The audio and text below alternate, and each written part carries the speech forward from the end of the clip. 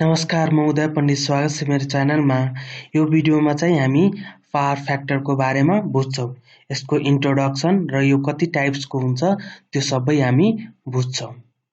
So यो भन्दा पहिलाको भिडियोमा हामी चाहिँ इलेक्ट्रिक पावरको इन्ट्रोडक्सन हामी बुझेका थियौं। त्यो र यो सबै रिलेट हुन्छ। ठीक छ? अब चाहिँ के गर्छौं हामी यो पावर फ्याक्टरकै सिरिज स्टार्ट गर्छौं हामी।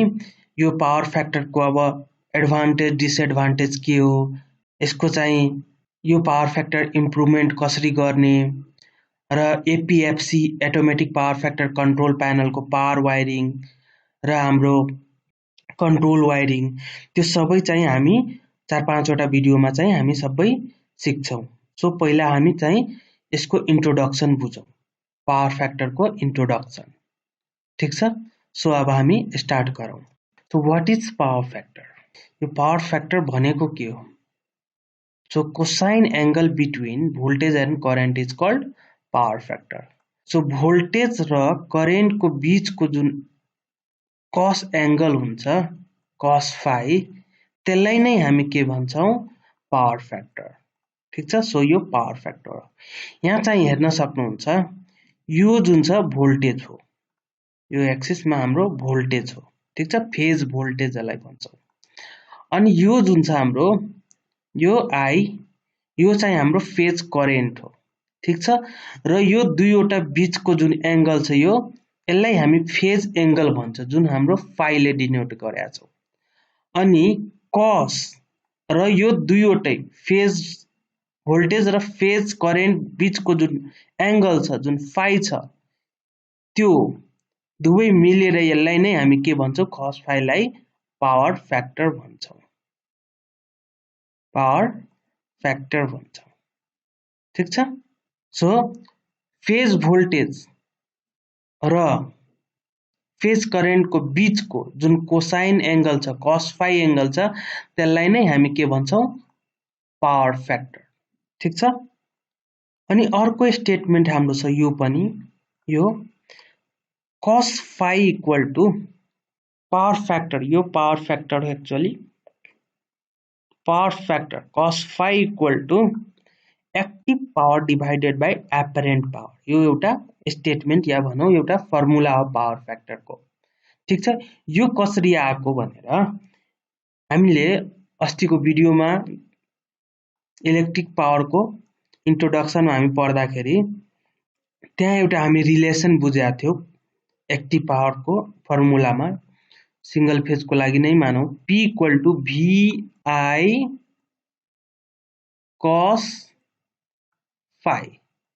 ठीक छ? सो यसमा के छ? यो P जुन छ यो कुन हो? हाम्रो एक्टिभ पावर हो। अनि यो VI भोल्टेज र करेन्ट यो दुवै मिलेर कुन पावर हो? यो एपरेन्ट पावर हो। त्यही भएर अब cos phi निकाल्दाखेरि के हुन्छ? यो P डिवाइडेड बाइ यताको VI। ठीक छ? यही जुन P छ यो भयो हाम्रो एक्टिभ पावर र VI जुन छ यही भयो हाम्रो एपरेन्ट पावर। ठीक छ? त्यहीबाट हाम्रो यो आएको यो cos phi जुन पावर फ्याक्टरको एउटा फर्मुला पनि यो एक्टिभ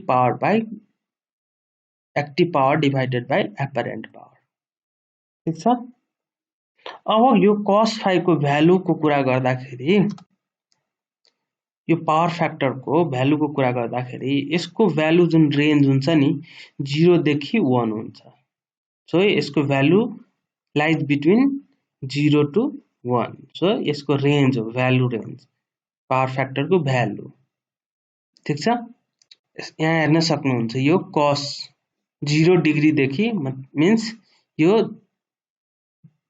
1 हाईएस्ट भो र 0 लो भो।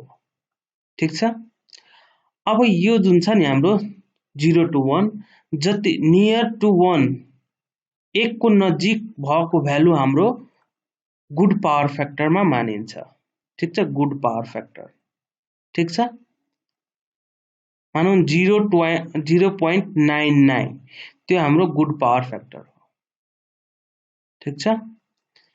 1 चाहिँ एक्ज्याक्ट हामी चाहिँ एचिभ गर्न सक्दैनौँ। 1 जहिले पनि हाम्रो एचिभ गर्न सक्दैन, नियर टु 1 हुन्छ, मानौँ न 0.99। सो यो गुड पावर फ्याक्टर हो।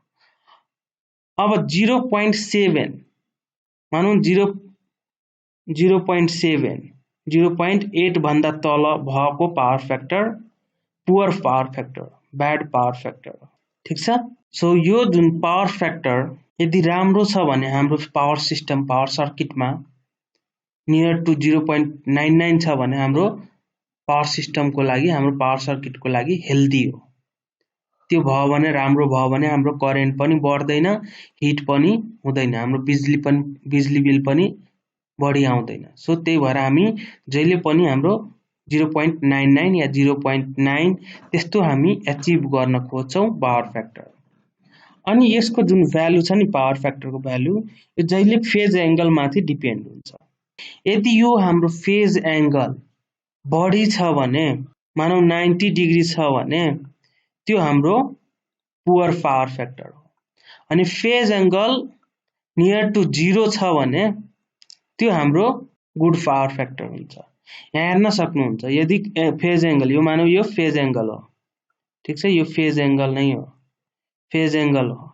सो यो 0 degree, 0 degree means low phase angle भयो, थोरै भयो। सो फेज एंगल कम भएको खण्डमा यो हेर्न सक्नुहुन्छ पावर फ्याक्टर कति हो, 1 हो। अब 30 डिग्रीमा यो √3/2, यो पनि अब मानौ 0.88 या 89 या 9 सम्म होला। सो यो सबै अब जति हामी यता फेज एंगल बढाउँदै गयो त्यति हाम्रो पावर फ्याक्टर के हुन्छ, पुअर हुँदै जान्छ, हेर्न सक्नुहुन्छ। सो हामी यो फेज एंगल कन्ट्रोल गरेर नै हामी के गर्छौं, पावर फ्याक्टरलाई इम्प्रुभ गर्छौं। ठीक छ। सो फेज एंगल बढी भयो भने हाम्रो पावर फ्याक्टर पुअर हुन्छ, फेज एंगल थोरै भयो भने, लेस भयो भने, नियर टु 0 भयो भने हाम्रो पावर फ्याक्टर गुड हुन्छ। ठीक छ। सो अब हामी चाहिँ यसको टाइप्स तिर लागौं। यो खासमा कति टाइप्सको हुन्छ, यो चाहिँ हाम्रो 3 टाइप्सको हुन्छ। एउटा unity power factor, lagging power factor, त्यसपछि लिडिङ पावर फ्याक्टर। यो according to nature of the load, nature of लोडको आधारमा चाहिँ हामी डिभाइड गराएको छौं, classification. So unity power factor केले गर्दा हुन्छ, रेजिस्टिभ लोडले गर्दा हुन्छ, रेजिस्टिभ लोडले गर्दा। अनि ल्यागिङ पावर फ्याक्टर केले गर्दा हुन्छ, यो इन्डक्टिभ लोडले गर्दा हुन्छ। अनि यो लिडिङ पावर फ्याक्टर केले गर्दा हुन्छ, क्यापेसिटिभ लोडले गर्दा। ठीक छ। सो अब हामी चाहिँ 1 बाइ 1 गरेर तीनवटैको बारेमा हामी बुझौं। पहिला चाहिँ हामी युनिटी पावर फ्याक्टरको बारेमा बुझौं। सो युनिटी पावर फ्याक्टर जुन छ हाम्रो, यो केले गर्दा हुन्छ, हाम्रो रेजिस्टिभ लोड, प्योर रेजिस्टिभ लोडले गर्दा नै हाम्रो के हुन्छ, युनिटी पावर फ्याक्टर हुन्छ। अब रेजिस्टिभ लोडमा कति कुन भयो, हाम्रो जति फिलामेन्ट वाला बल्ब भो, हिटर भो, आइरन भो, यो सबै के हो, रेजिस्टिभ लोड हो। ठीक छ। सो सपोज यो हाम्रो एसी पावर सप्लाई सोर्स हो, यो साइनोसोइडल, ठीक छ यहाँ। अनि यो यसमा चाहिँ हामीले रेजिस्टिभ लोड जुन छ हिटरलाई कनेक्ट गरिदिएका छौं, दुईटैबाट सप्लाई यसरी दिइदिएको छ। सो यो हाम्रो एउटा के हो, रेजिस्टिभ सर्किट हो। ठीक छ, यो एउटा के हो, रेजिस्टिभ सर्किट हो। अब यो अनुसार हामी यदि प्योर रेजिस्टिभ लोडको आधारमा हामी एज्युम गरिरहेको छु, यो अहिले प्योर रेजिस्टिभ लोड हो, यो यसको अनुसारमा यदि हामी साइनोसोइडल वेभ फर्म हेर्यो भने यो दुईटै, यो जुन हाम्रो छ यो रेड वाला फर्म, यो साइनोसोइडल, यो भोल्टेजको, र ब्लू वाला कुन हो, यो करेन्टको। सो यहाँ हेर्न सक्नुहुन्छ, यो स्टार्टिङ, यहाँ चाहिँ स्टार्टिङ गराएको छ नि, यो 0 डिग्री, दुईटै 0 डिग्रीमा छ। यहाँ हाईमा गएको, यहाँ 90 डिग्री, दुईटै सेम फेजमा छ। त्यही भएर प्योर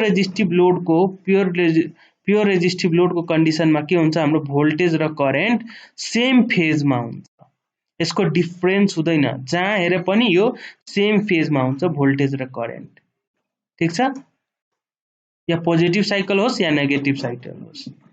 त्यही भएर यहाँ हेर्दाखेरि यो दुईटै बीचको फेज एंगल भन्दाखेरि फेज डिफरेन्स भन्दाखेरि 0 डिग्री हो। ठीक छ, अब यसकै आधारमा यदि हामी फेजर डायग्राम हेर्दाखेरि यहाँ भोल्टेज, यो भोल्टेज र करेन्ट दुईटै के हो, सेम फेजमा हो, 0 डिग्रीमा।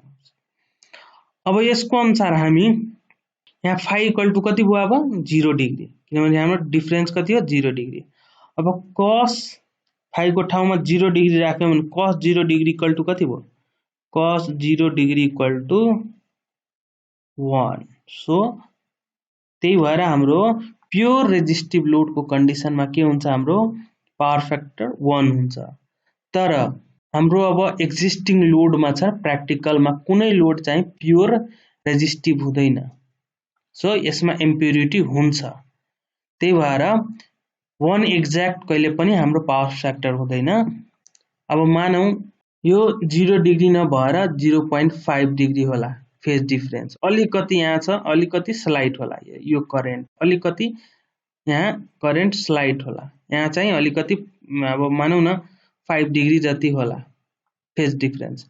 अब त्यही भएर यो चाहिँ हाम्रो 0.99 सम्म हुन सक्छ, तर 1 एक्ज्याक्ट हुँदैन।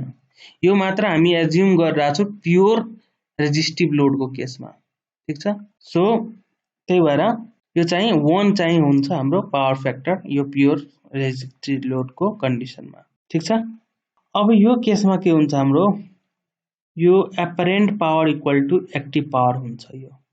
यो कन्डिसनमा हाम्रो प्योर रेजिस्टिभ लोडको कन्डिसनमा यो कसरी हुन्छ, अब P इक्वल टु जुन active power equal to VI cos phi हुन्छ। ठीक छ, अब P मानौँ न P इक्वल टु VI जुन के हो, एपरेन्ट पावर, cos phi कति थियो, 0 degree. So cos 0 degree equal to 1। So P equal to कति भयो, VI इन्टु 1। अब 1 ले VI ले मल्टिप्लाई गर्यो भने VI नै हुन्छ। सो यता भयो एक्टिभ पावर र यो जुन भयो एपरेन्ट पावर। त्यही भएर यो केसमा के हुन्छ, हाम्रो active power equal to apparent power हुन्छ। ठीक छ, अब हामी ल्यागिङ पावर फ्याक्टरतिर लागौँ। सो ल्यागिङ पावर फ्याक्टर केले गर्दा हुन्छ, यो इन्डक्टिभ लोडले गर्दा। अब इन्डक्टिभ लोडहरू के भयो, मेजर चाहिँ हाम्रो यो पम्प्सहरू हुन्छ, कम्प्रेसर हुन्छ, अरु तपाईको यो मेजर इन्डक्सन मोटरहरू हुन्छ। यसले गर्दा नै के हुन्छ, हाम्रो ल्यागिङ पावर फ्याक्टर हुन्छ। ठीक छ, अब यहाँ चाहिँ हेर्न सक्नुहुन्छ यो एसी पावर भयो, यो सर्किट। यहाँ चाहिँ मैले के गरेको छु, यो इन्डक्टिभ लोड कनेक्ट गरिदिएको छु। यो हाम्रो इन्डक्सन मोटर एउटा इन्डक्टिभ लोड हो, अनि यसलाई चाहिँ कनेक्ट गरिदिएको छु। सो एउटा यो के हो, इन्डक्टिभ सर्किट हो। ठीक छ, यहाँ चाहिँ हामी के एज्युम गरेका छौँ, यो जुन इन्डक्सन मोटर छ प्योर इन्डक्टिभ लोड हो। ठीक छ, हामी एज्युम गरिरहेको छौँ प्योर इन्डक्टिभ लोड हो। यो इन्डक्टिभ सर्किट अनुसार यदि हामी साइनोसोइडल वेभ फर्म हेर्यो भने यहाँ चाहिँ हाम्रो यो चाहिँ अब वाइ एक्सिस भयो, यो एक्स एक्सिस भयो। यहाँ हेर्दाखेरि यो जुन ब्लू वाला छ यो के हो, हाम्रो यो ब्लू वाला यो तपाईको यो भोल्टेज को फर्म हो साइनोसोइडल, र यो जुन छ यो हाम्रो करेन्ट को वेभ फर्म हो। अब यहाँ चाहिँ के हेर्न सक्नुहुन्छ, यहाँ चाहिँ के हेर्न सक्नुहुन्छ, यो जुन छ हाम्रो मानौँ नि यहाँ चाहिँ यो यतातिर मानौँ यो यता नेगेटिभ तिर गएको छ एक्स एक्सिस तिर, यहाँ चाहिँ यसको 0 हो।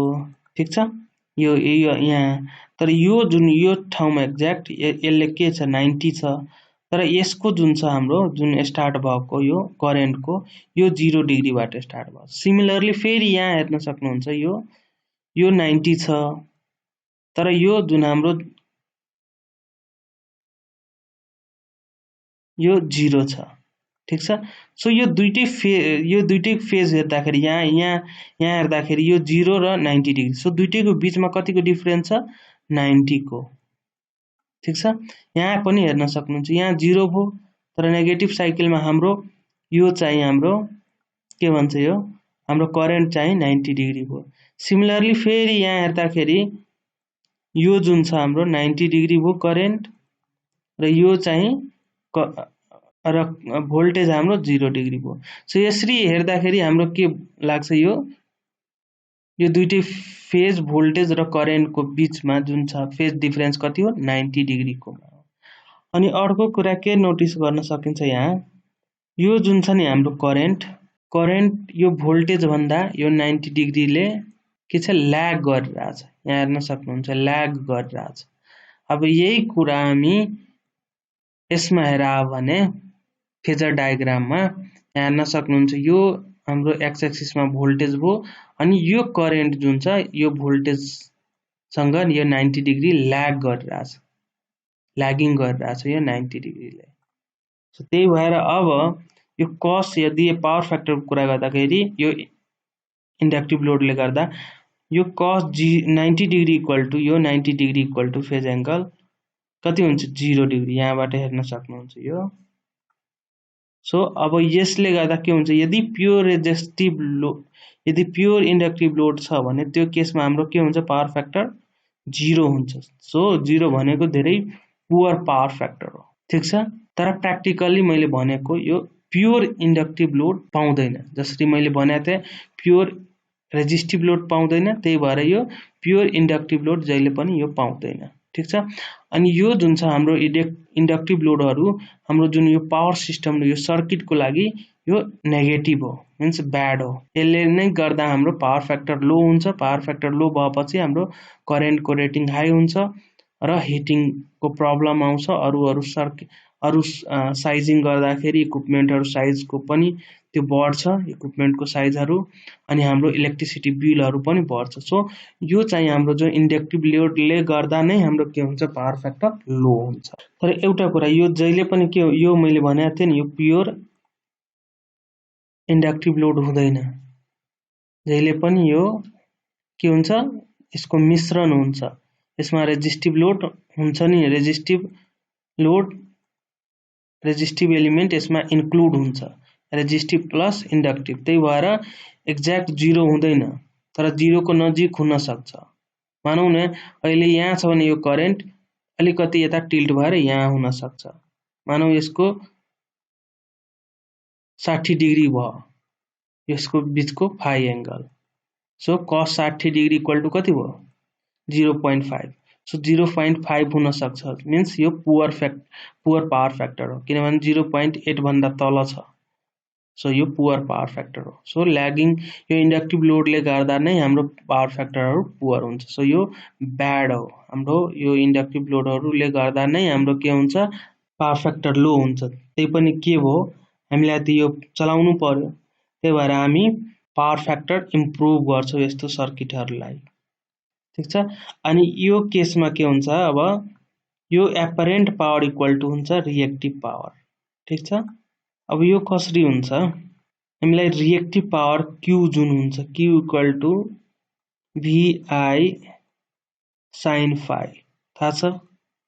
सो क्यू भनेको के हो, हाम्रो यो रिएक्टिभ पावर, VI भनेको के हो, हाम्रो एपरेन्ट पावर, र साइन फाइ जुन साइन फाइ को भ्यालु के हो, यहाँ 90 डिग्री हो। So sine 90 degree equal to कति हुन्छ, साइन 90 डिग्री इक्वल टु 1। त्यही भएर अब यो 1 र VI ले मल्टिप्लाई गर्यो भने के हुन्छ, VI नै हुन्छ। So Q equal to VI।